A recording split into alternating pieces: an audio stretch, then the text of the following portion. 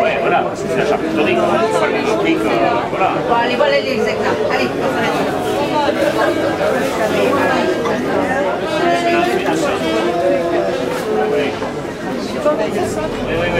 Alors, une fois ce constat fait, peut-être un peu plus en rapport avec notre activité de gestion dans Caisse des dépôts, sur le fonds de réserve des retraites. Donc, est-ce que tu pourrais nous en dire un peu plus après la perte annoncée, donc là, récente, hein, de 7 milliards d'euros sur la politique d'investissement du dit fonds, le fonctionnement aussi au regard de la prise de décision, le fait d'avoir d'avoir fait prévaloir le placement, l'investissement en actions plutôt que peut-être sur des valeurs plus sécurisées.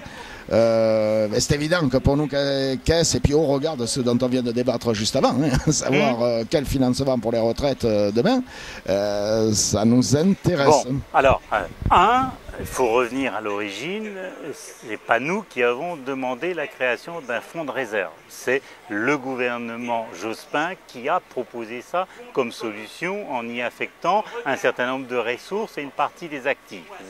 À partir de là, tout en n'étant pas demandeurs et même critiques à l'égard de ce processus, nous avons considéré que c'était de l'argent des salariés et que l'on ne pouvait pas effectivement laisser ça aux mains simplement de gestionnaires financiers, même si ce fonds était placé auprès de la Caisse des dépôts. La Caisse des dépôts ne gère pas. La Caisse des dépôts délègue la gestion sous la forme de mandat de gestion. Ça, c'était la structure imposée. Bon, moi, j'ai pris d'abord des responsabilités dans ce fonds à la demande des autres organisations syndicales unanimes sur cette base-là. C'est de l'argent des salariés, on ne peut pas laisser faire n'importe quoi. Alors après, sur la question de la politique de placement, je pense qu'il faut avoir un débat. D'abord, il n'y a pas eu 7 milliards de pertes du FRR. Il y a eu auparavant 7 milliards de gains sur des placements pour actions que moi j'ai toujours considéré comme injustifiés. C'est-à-dire que le FRR a profité pendant toute une période de la montée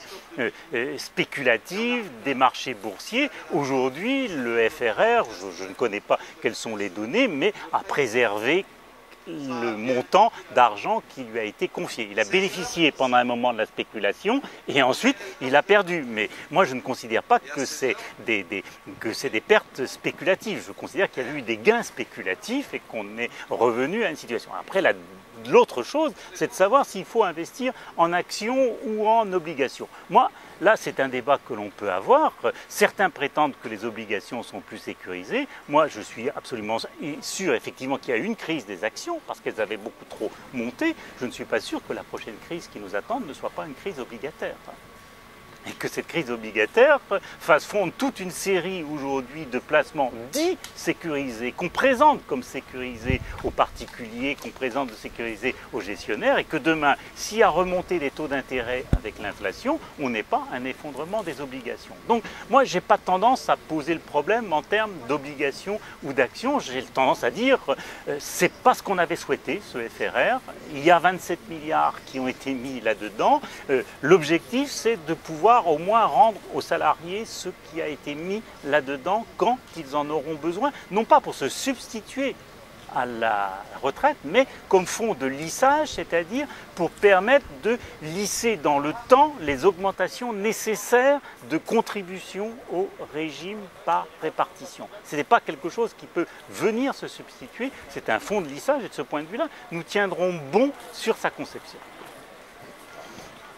Et je souhaite que la Caisse des dépôts, en tout cas moi je l'ai souhaité, que la Caisse des dépôts soit un bon gestionnaire, nous aide dans la bonne gestion de cet ensemble. Je préfère voir la Caisse des dépôts là, plutôt que l'on voit confier justement ce fonds à des assureurs privés ou autres derrière.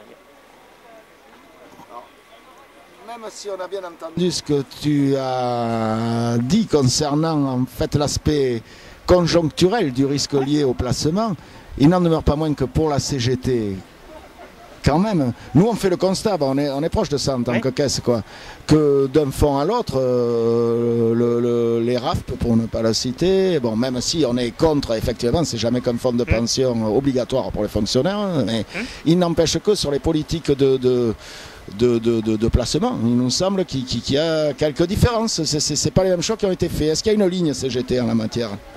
Il y a une discussion là-dessus. Bon, je pense que le RAF n'a pas été créé au même moment, hein, donc il n'a pas investi au même moment. Je pense qu'il peut y avoir des positions différentes parce que le RAF est un fonds pour les agents de la fonction publique, alors que donc le fonds de réserve l'est plus pour des agents du secteur privé. Moi, je dirais une chose, c'est si le FRR n'investit en obligations d'État, il faut vite dissoudre le FRR. Parce qu'il n'a plus aucune justification. Hein. C'est l'État qui viendra au secours du financement des salariés du privé. La question, c'est que justement, RAF et FRR, ce n'est pas exactement la même chose. Dans l'un, on parle à quelques millions de fonctionnaires, dans l'autre, on parle à 15 millions de salariés du privé. Pour qui, quand on investit en actions, on investit dans leurs entreprises. Bon, donc voilà la grande différence, et ça, on en discute dans la CGT. Mais moi, je ne suis pas a priori pour le basculement de l'ensemble des placements du FRR en obligations, ou alors il faut très bien qu'on dise, nous supprimons, enfin, le FRR est supprimé. Bon, je ne sais pas si je m'en plaindrai, hein, puisqu'on n'a pas été demandeur, mais voilà la réalité. Alors, toujours en lien avec l'actualité Caisse des dépôts, on voit quand même, hein, de par les attaques, les coups portés à la répartition, on en a parlé au début de notre entretien, que dans le même temps, et aujourd'hui, le gouvernement appelle de ses voeux la capitalisation comme seul recours pour assurer un revenu décent aux retraités du fait de la diminution du taux de remplacement. La Caisse, via le rapprochement Caisse des dépôts, CNP et Médéric Malakoff, s'inscrit là-dedans. Ton appréciation à ce sujet nous intéresse. Bon, je pense quand même que depuis le début de la crise, il y a un peu moins d'arrogance dans l'argumentation sur laquelle la capitalisation peut remplacer la répartition. Mais effectivement, ça demeurera comme discours en termes de complément, finalement, de la répartition. Nous avons toujours considéré que l'épargne individuelle ou collective n'est pas en soi condamnable. C'est des choix que font les gens. Par contre, nous considérons qu'il doit y avoir un mur entre la retraite et l'épargne. Voilà, que la retraite ne peut pas être fondée sur les capacités d'épargne des salariés ou de n'importe qui. Elle doit être fondée sur les droits acquis par le travail et les cotisations. Donc il doit bien y avoir un mur, et donc on ne peut pas présenter l'épargne comme ni un substitut, ni même un complément à la répartition. Alors ce qu'il y a dans notre pays, ce sur quoi on a argumenté depuis longtemps, c'est de dire qu'il y a une importante assurance vie dans notre pays qui, de fait, joue les compléments de retraite pour les catégories qui peuvent épargner. Mais nous ne voulons pas que ça puisse rentrer en ligne de compte pour calculer le taux de remplacement qui est absolument indispensable de garantir, parce que nous estimons que la majorité des ouvriers et des employés ne peuvent pas avoir cette épargne. Donc voilà, nous faisons tout à fait la différence entre la logique d'épargne qui répond à d'autres besoins de prévoyance, de face au risque ou face à des choix individuels, d'une logique de retraite qui doit rester une retraite collective, mutualisée et garantie en termes de taux de remplacement.